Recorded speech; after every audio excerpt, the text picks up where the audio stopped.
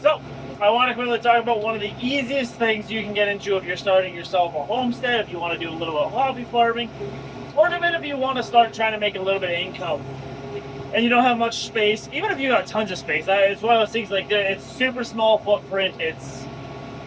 And it works pretty well. You can raise some pigs in a pen, right? You can pick up pigs early spring, raise them out, butcher them in the fall, maybe even as late as early winter, right? Now remember, the later you buy them, the later you're gonna have to butcher them, right? But the cost of pigs right now, like winter pigs, is still pretty low compared to what the cost of the meat is finished. Now the things that are gonna dictate your success are gonna be things like your management, and that's going to be paired with the breeds. Now, I've played, and I've made the mistakes, and I've done it right as well. No, I guess I can't say I've ever done it right. If you're going into this and like you're going to say I'm going to maximize my yield, you're also going to maximize your cost. There's no two. You can't get one without the other. Buying the highest quality feed costs the most. Buying the highest, and then it's one of those things. Yeah, buying the highest quality feed is the most expensive feed. So if you go and you buy yourself some of these commercial pink pigs, keynote, I did it, and I tried to raise them the same way that I did some of these more heritage crossbreeds, and they didn't perform nearly as well. Now I've held two of these pink commercials. They're Yorkshire landrace crosses. They are a nice pig. They're pink meat. They're not deep red or nothing like that. Light lard. They're everything you expect from pork. But if you aren't feeding them the highest quality feed, they don't put on the fat, they don't grow very well, they burn their calories really quickly. The uptake on the protein is not that great. But you can still do it, you can hold them. And it'll work. You can do it and work it. So, well, I think one of the keys is buying something that's a crossbreed. Now, I think the animals that I'm buying are more composite breed now, because they've been bred as Yorkshire landrace crosses for so many years.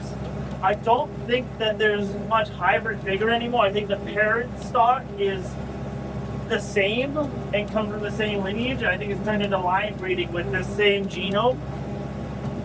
So you end up with basically like a composite breed of the landrace Yorkshire and compact the same, the same genetics over and over again. It takes away the heterosis, right? Heterosis is when both the parents are different breeds. And if both the parents are the same breed, you're not going to get the heterosis of a true crossbred like an F1. Now that being said, if you go out and you buy yourself like I went out and I bought these Berkshire Mulefoots, two opposite ends of the spectrum. They're pretty distant from each other. And so the Mulefoot, here's a good example. Mulefoot is called a Mulefoot because the hoof is completely different. The leg structure is different. There's different areas of muscle that are different. And the Berkshire is a really nice, like high quality pork. But they do good on lower quality forage as well. Right? There's a few of these ones that are kind of like leaning towards commercial side. They are fairly common, but they still do really well on lower quality feeds. Right? So you can save some money.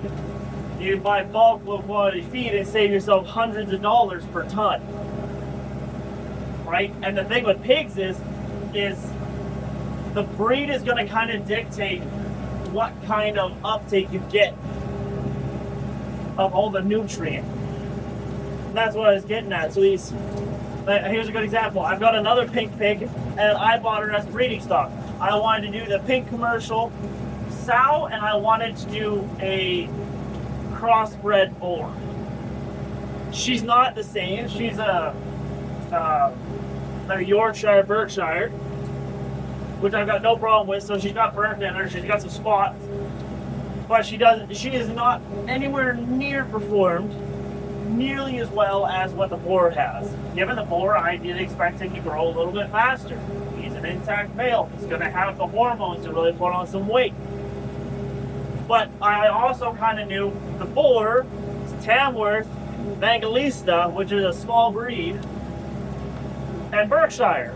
So I was going to be doubling down a little bit on the Berkshire genetics, right? High quality meat. Mangalista, high quality meat. Tamworth, super primitive breed, also very dark bred and high quality meat. He should be a fairly large boar with this cross, but he's also going to be kind of he's not going to have a 700-pound potential, I don't think. I gotta stop and check this. The point I'm making, but like the more primitive breeds on a lower quality forage, less protein, more micronutrients, not catered specifically to raising pigs, he's completely blown any of these pink breeds out of the water. The same thing with those Berkshire Mulefoots. I held those Berkshire Mulefoots for probably 6 months, and on the hook I had 2 of them at 121 and 124 pounds, right? That's nothing to write home about. The other one was 2 months younger and was 90 pounds on the hook. Now, the one I ate was 90 pounds. I had a mess up. I was going to try out the small pigs first, the pot bellies. That was a mistake. I ended up selling them. I had to restart, and then I had to go pick up another pig and put them in there. Anyway, so what I'm going to say is if you're trying to maximize, like I said, you're going to maximize your cost. A 90-pound on the hook pig isn't bad. Like, I still had a pork belly that I turned into bacon off that pig. It was thin. It was like grocery store and what I made, right? Like, it was probably about 1.25 inches thick. Maybe closer to 1 inch. But it was good. I had no complaints about it. It was good, high quality. It was delicious.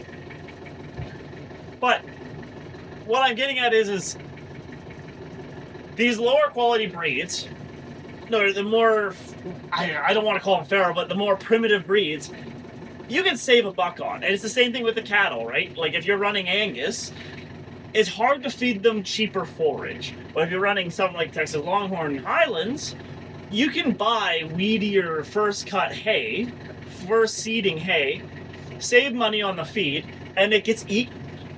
They eat it. They pack it in. Yeah, sure, the proteins aren't going to be as high.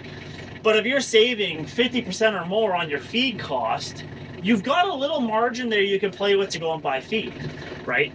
Especially when we're talking about something like a 1,000-pound cow eats 20 pounds in a day. If you supplement 2 pounds of a decent protein feed per day, 1 ton lasts you 1,000 days for a cow, right? So it's one of those things, like, all of a sudden you can, like, offset a little bit and still save money, right? Anyways, the point I'm making is you can maximize and make some money, or you can minimize but still produce. Like minimize cost, still produce, then there's a balance there. You don't want to minimize to the point where you're not feeding your animals. You don't want to minimize to the point where nothing's growing. So there's a balancing act. And it takes more management. You can maximize by bulk, just cookie cutter it, listen to all the studies on the maximizing of the animals, and you're going to come out close to the cost of what it costs just to buy it at the grocery store. Why? Because you're going to get priced out of the market, because the people who sell to the grocery store get it in more bulk than you probably are going to. And so they're going to get a higher cost saving per pound of feed because they're buying it by truckloads, right? But for us, the hobbyists, we buy I buy half a ton at a time, 1,000 pounds at a time, or 1,104 pounds, I think is what it is at a time, and it's good. I save a bunch of money over the bags of feed. I save probably, what would that be, 50 cents a kg, probably something close to that, compared to buying the 20 kg bags, and that's a huge savings. And so, like, now if I go a step further and I buy a cheaper wiener pig because they're not commercials. Then that's the other thing. The primitive breeds are usually a little cheaper, unless you're going for higher quality, like the Mangalistas or straight Berkshires or large blacks, right? Those are or Machans. They're all gonna fetch a premium because they're a premium pork product. But you can buy a crossbred, lower quality pig and save a couple dollars, right? So at the time I bought these Berkshire Mulefoots for $100. Meanwhile, Yorkshire Landrace was $160. So I saved $60 per piglet right off the get-go. I could pound $60 worth of feed into those things and cut even, right? And I'm already ahead. Now and the other side too is, like I said, those Berkshire Mulefoots, I actually have a short on here. I was literally cutting down thistles, and I was like, I wonder if they eat them. I watched my sheep eat them, so I was like, I wonder. Because then I saw people feeding pigs haylage, and I'm like, oh, I wonder. So I just threw them in there. They ate it. Not a problem. So, but these commercial pigs, not so much. They peck away at it, right? So it's a different thing. And that's exactly what I'm getting at. Different breeds have different strengths. And you can play it two ways, and no matter which way you play it, the pigs seem to have at least a small margin on the top end when you maximize, and have a larger margin when you minimize. Minimize your cost produce product. Those 124, 121 pound pigs were $4.24 per pound on the hook for me to produce. That's pretty good. When I go and I look at the local market listing out at $7 to $8 at the exact same time on the hook.